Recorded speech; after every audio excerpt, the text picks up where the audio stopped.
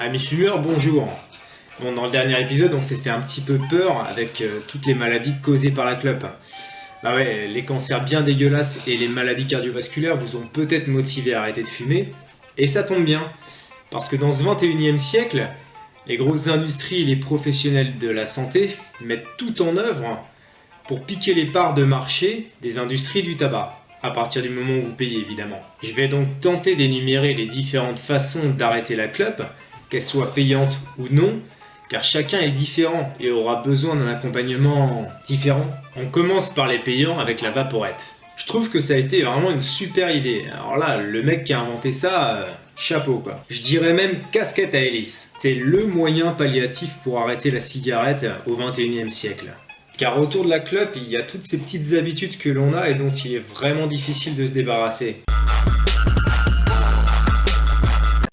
Il y en a de tous les goûts et sous différentes formes. Peu combrant et facile d'utilisation, un fumeur excessif pourra commencer avec du liquide contenant de la nicotine, puis diminuer la teneur en nicotine jusqu'à inhaler de la vapeur sans nicotine. C'est le moyen pour cesser la clope au XXIe siècle.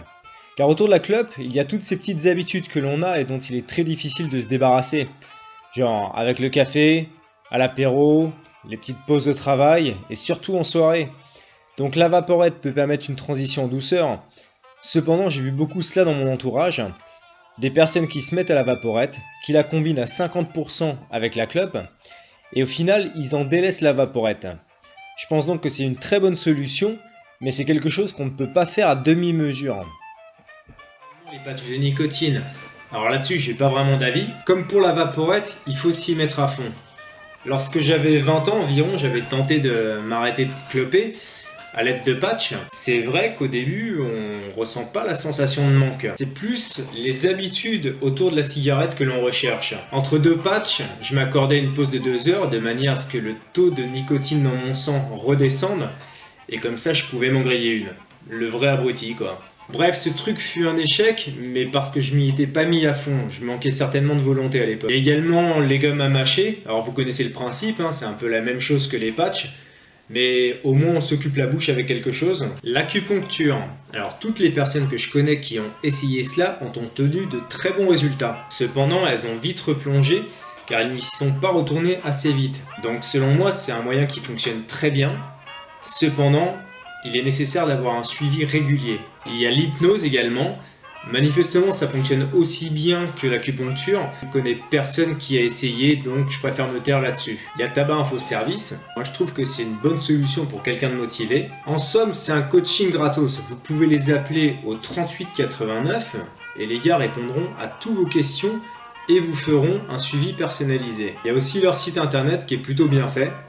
Ils ont réponse à toutes les questions concernant le tabac.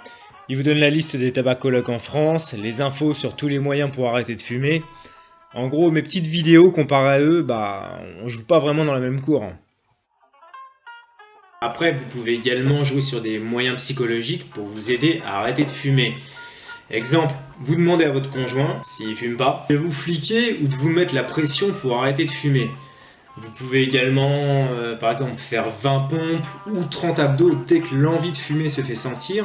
Et si vous pouvez également surfer sur internet et regarder des articles ou des vidéos sur les cancers des poumons, cancers de la gorge, les maladies liées au tabac. C'est une idée complètement barrée, mais je peux vous assurer que ça calme l'envie de fumer. Vous pouvez également simuler une clope avec un stylo ou ce que vous avez sous la main. Alors là, idem, mieux vaut être seul parce que vous allez vraiment passer pour un neuneu à faire semblant de tirer sur un stylo. Sachez que lorsque l'envie de fumer se manifeste, cela ne dure que 5 à 10 minutes seulement. Vous savez, cet appel du corps qui vous demande qu'à ne tirer que quelques lattes seulement. Eh bien, c'est là où il faut être fort mentalement.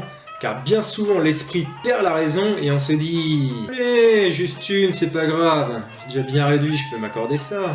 Et c'est pendant cette courte période de manque physique qu'il faut trouver un remède à cela. La bonne nouvelle, c'est que plus vous tiendrez, moins ces manques se feront sentir.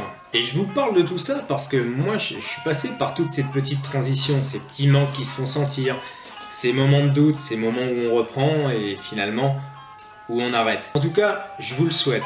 Allez, ciao!